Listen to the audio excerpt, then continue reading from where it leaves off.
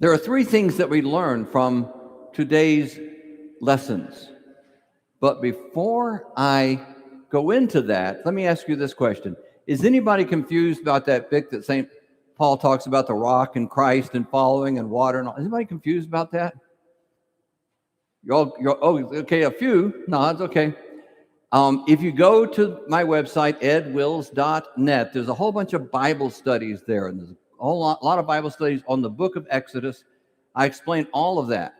So if you have any wonderings about some of these Old Testament things, go to my website, edwills.net, find the Bible studies and listen to them. They're audio only, but you can listen to those Bible studies. Okay, now back to today's homily. Three things we learn from the lessons today. And the first we learn from Moses' encounter with God. You know, when Moses encountered God in the burning bush, he knew this was something special because the bush looked like it was burning. It was glowing and maybe flames were coming out of it. We don't know exactly what he saw, but the bush seemed to be on fire and it wasn't being burned up. And so Moses asks, he knows that he's encountering a God, but he doesn't know which God. And so he asks the bush, "Which God are you? What is your name?" I mean, the Akkadians referred to God as Elohim and the Canaanites El, and there are all kinds of names of God. He grew up in Egypt with lots and lots of gods. Who are you? What is your name? Without knowing God's name, he wouldn't know how to respond properly to God. But God answers Moses in the most surprising way. God says, "I am. I am." You know, translators try to make sense out of that repetition. And so sometimes you see, "I am who I am," or "I am that I am." But in Hebrew, it's just, "I am, I am." That repetition is to emphasize the importance of what God is saying. God is I am. That's God's name. A lot of times we talk about God as if God is his name, but God is just a German word that means the one to whom you pray. That's why we talk about pagan gods and Christian gods, all kinds of things. But God's name that he gives himself is I am. St. Thomas Aquinas, in reflecting upon this encounter between Moses and God at the burning bush, says that in naming himself I am, God declares that he is the true act of to be. Bishop Robert Barron, in writing on the same passage, comments that we should not think of God as a supreme being, but as supremely being. For in declaring himself I am, he is saying that he is all being. St. Paul reflects on this and says, "There is one God and Father of all, who is in all and with all and through all." St. Peter writes, "In him we live and move and have our being." See, most of us, we grow up and we have a very concrete concept of God that we learn mostly as kids. That's why when I do children's homilies, I always bring some kind of concrete object that they can handle, they can play with, that they can see. Because as children, we conceive the world in concrete terms. We conceive of God in concrete terms. And so most of us as children grow up with the idea that God is sitting on a throne somewhere in heaven, and he kind of treats us like pieces on a chessboard. And so we spend our lives trying to talk God into things, to give us the things that we want, to avoid the things that we don't want. But if God is I am, if he is all and in all and through all, well, then that's a different matter altogether. All things that come to us, in fact, all things in the universe, are themselves an expression of God's presence. We can never escape from God. He is always with us. In fact, the very energy that empowers every atom of every molecule of every cell in your body is an expression of the presence of God. He is all and is in all. Suddenly, we have a much more expansive understanding of God. You know, the guy on the throne up in heaven, toying with us. Well, that might be a good description of Zeus or Jupiter or some pagan god, but it's not our God. Our God is I am. And to prove that all that is embodied in God, God united the spiritual with the physical in the person of Jesus. In the incarnation, heaven and earth become one. God becomes flesh. Think about that. That's powerful. That changes our whole lives, because no longer are we trying to, make God like us or do what we want for him or try to. No, we become an expression of God in the world.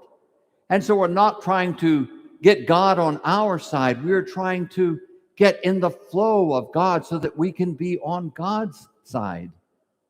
To get in the flow of God. Jesus talks about this in so many ways. If you want mercy, be merciful. If you want to be forgiven, forgive others. If you want the gifts of God, be fruitful and give to all. Get in the flow of what God is doing. Jesus even says of himself, I only do what I see the Father doing. And elsewhere, everything the Father has spoken to me, I have spoken to you. Jesus was in the perfect flow of his Father. And we are called to be in the flow of God. For all that is an expression of God. God is all and is in all. The second thing, we better get to the second thing or we'll be here all day, right? The second thing that we learn from these readings is that God is for us. God is for us. Sometimes we worry about, we don't want to make God angry. We don't want to get God against us. We don't want God to stop liking us, stop loving us. Here's the thing. There is nothing you can do to make God love you any less. There is nothing you can do that will make God love you anymore. There is nothing you can do to make God stop loving you, because love is not something God does. Love is who he is. He is for you. It is his sole desire to pour himself into you so that you can enjoy the fullness of the riches of his blessing here, now, in this life, in this world, and then in the world to come, life everlasting. Because everything on this planet is passing away. Did you know that? Everything that we own, everything we know, everything we own, it's all going to go away. In fact, did you realize that our sun is a fourth generation star? Did y'all know that? That before our sun existed, there were 3 other stars. A star was born, it ignited, it shined for a while, and then it exploded, throwing out into space hydrogen and all the heavy elements that were created in the star. That's what a star does, by the way. It takes hydrogen, and through this process called atomic fusion, it fuses all those molecules together and all those subatomic particles to create heavy metals, copper, nickel, iron, ultimately iron. And when it explodes, it casts all that out into the universe, out into space. And then the hydrogen begins to recoalesce and make another star. and it explodes and casts all that out into space. That happened 3 times before our sun was formed. And from the hydrogen that was left over from the 3 stars in front of it, and the metals that it cast out, the heavy elements that were cast out from these exploding stars, they come together to form planets. 3 stars lived and died so that we could have a planet to stand on. God is for us. He has ordered the entire universe to care for us. It's amazing. And when he created this garden he calls Earth, he did it in such a fashion that he doesn't have to come back to work anymore, because the planet, everything that he created just continues on. The vegetation casts out seeds, and those seeds make soil and begin to decay, and everything happens and in perpetuity. So that God created a garden for us to live in, this garden we call Earth. St. Francis talks about it that in his encyclical Laudate Si. We have been given a garden to care for, and it's our job to tend this garden we call Earth. And this Earth was created by the stars that died before our sun came. And by the way, our sun's going to explode too. Did you know that? Yeah. Now, don't worry about it. Scientists tell us it's got 5 billion more years before it's going to explode. So this is not something we need to put on our calendar. But it all continues. And the entire universe itself will die in about 15 to 20 billion years. Some scientists say before that happens, our universe will give birth to another universe. I'm not too sure about that, but that's what they say. But that's the way of all things, isn't it? That we come into existence, we recreate the generation to follow, and then we pass out of existence. That's the plan. God is for us, and he gives us all these things. He pours his blessing into us. And we cannot stop his love for us, but we can cut ourselves off from it by refusing to allow the flow of God. It's all about being in the flow of God. If we want to stop God's mercy, then all we have to do is stop being merciful to others. If we want to stop God's forgiveness, we just have to stop forgiving others. If we want to stop God's blessing, we just need to become stingy and selfish and refuse to help others. But if we allow God to love all creation through us, then the blessings never cease. God is for us. The third thing we learn from these readings is that when bad things happen, it does not mean God is angry with us. Sometimes we get really concerned about that. Oh, I don't want God to get mad at me. I don't want to do anything that will make God hate me, be against me. I don't want to make God smite me. God doesn't do that. His very nature is to love you. He can't stop. That's who he is. So when bad things and difficult things come along in life, that doesn't mean God's angry with us. It's just life. All of us, good and bad, are going to have some wonderful times in life, and we'll have some hard times in life. All of us will have times of triumph, and all of us will have times of struggle. That's the way life is, because we live in a physical universe. And one of the characteristics of a physical universe is what we call entropy. Entropy is a physical law that means everything in the universe tends from order into disorder. Now, because we live in a physical universe, we have some great privileges here. We get to know love, family, community, the joy of working together, the joy of participating in the creative act of God. We get all those wonderful things because we live together in a physical universe. But the flip side of that coin is, because we live in a physical universe, we will all experience hardships, suffering, and ultimately die. But that doesn't mean God doesn't love us. That's just the way the universe works. But if we allow God, if we're in the flow of God, what we discover is that even our struggles fulfill the purpose of God, because God promised that all things, everything that happens works together for the good of those who love God, who are called according to his purpose.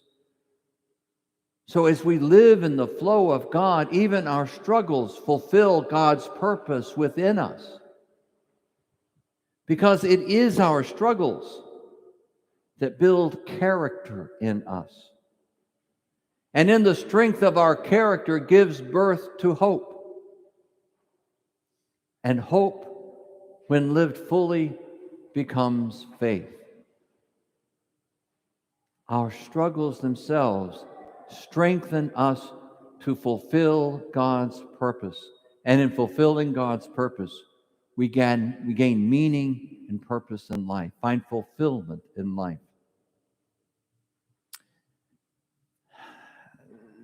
There was some kids in a classroom, an old science classroom, elementary school, and what they were going to do was observe a cocoon, a caterpillar that weaves a cocoon and then comes out as a butterfly. We all know how that works, right? It's pretty amazing, pretty fascinating.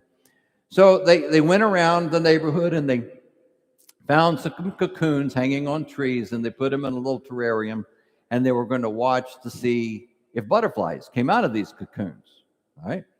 So they watched for days and waited, and then one day, one of those cocoons began to rock back and forth, and then began to quiver and shake and move around, and the kids were all excited. They're watching this, watching, and it's taking longer than they expect. And finally, they began to see one small, tiny hole appear in the cocoon. And then they saw, yay, it's going to come out, but it's still not coming out. It's still rocking and rolling. And so one young man, one little boy in the classroom decides he's going to help. And so he very carefully and gently begins to open up the hole and make it bigger and wider until finally the butterfly is able to fall out of the cocoon and land on the table and very shortly thereafter die. Because it is the struggle to open the cocoon which strengthens the wings of the butterfly so that it can fly and live. Without the struggle, it will never have the strength to fly. It will not even have the strength to live. In our struggles, God works goodness in us so that we can fulfill his purpose. Christ has given us a commission to make disciples of all the nations, to make disciples of our friends, of our neighbors, of everyone we know. And that takes some strength. That takes some courage. That takes standing up for what is right and true and good. And it is the struggles in life that enable us to stand for God and fulfill his purpose. 3 things we learn from these lessons. God is much bigger than we thought. He is all and is in all. And he is for us. God is for you. And even when the hard times come, God will use those struggles to build himself within you so that you can carry him into all the world.